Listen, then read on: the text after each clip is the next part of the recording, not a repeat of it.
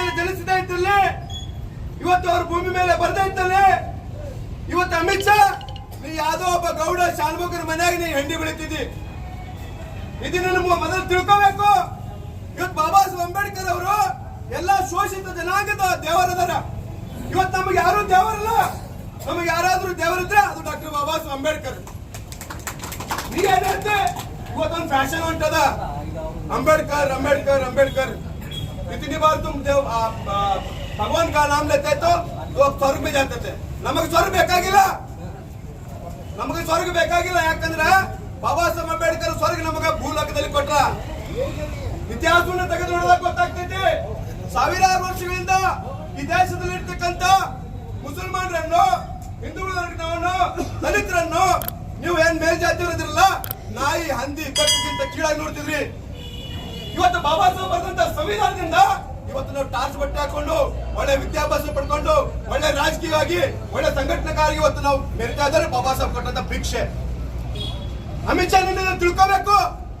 ಇವತ್ತೇನೋ ನೀನು ಕೇಂದ್ರದಲ್ಲಿದ್ದೀನಿ, ನಾನು ಕೇಂದ್ರ ಮಂತ್ರಿ ಇದ್ದೀನಿ, ನನ್ನನ್ನು ಯಾರು ಕೇಳೋರಿಲ್ಲ ಹೇಳೋರು ಅಂದ್ರೆ ಬೂಟ್ ಇಡ್ತೀವಿ ಬಾಯಾಗ ಬೂಟ್ ಇಡ್ತೀವಿ. ಅಂಬೇಡ್ಕರ್ ಬಗ್ಗೆ ಏನಾದ್ರು ಮಾತಾಡಿದ್ರೆ ಅದಕ್ಕೇನಂತೆ ಮಾನ್ಯ ಘನತೆ ರಾಷ್ಟ್ರಪತಿಗಳು ಕೂಡಲೇ ಮಧ್ಯಪ್ರದೇಶ ವಹಿಸಿ ಏನು ಅಮಿತ್ ಶಾ ಹೇಳಿಕೆ ಕೊಟ್ಟನ, ಆ ಹೇಳಿಕೆಗೆ ಅವನು ಇಮಿಡಿಯೇಟ್ಲಿ ಕ್ಷಮೆ ಕೇಳಬೇಕು.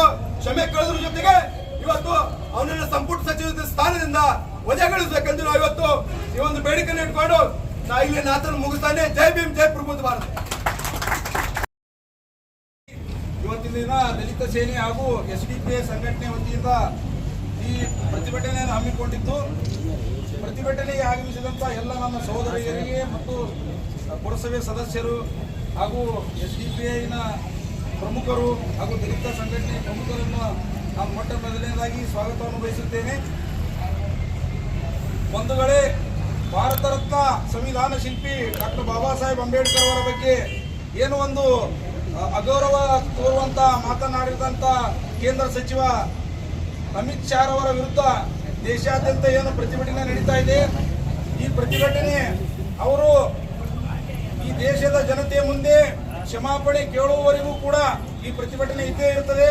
ಒಬ್ಬ ರಾಷ್ಟ್ರ ನಾಯಕನಿಗೆ ಅವಮಾನ ಮಾಡಿದ್ದಾರೆ, ದೇಶದ ಸಂವಿಧಾನ ಶಿಲ್ಪಿಗೆ ಅವಮಾನ ಮಾಡಿದ್ದಾರೆ.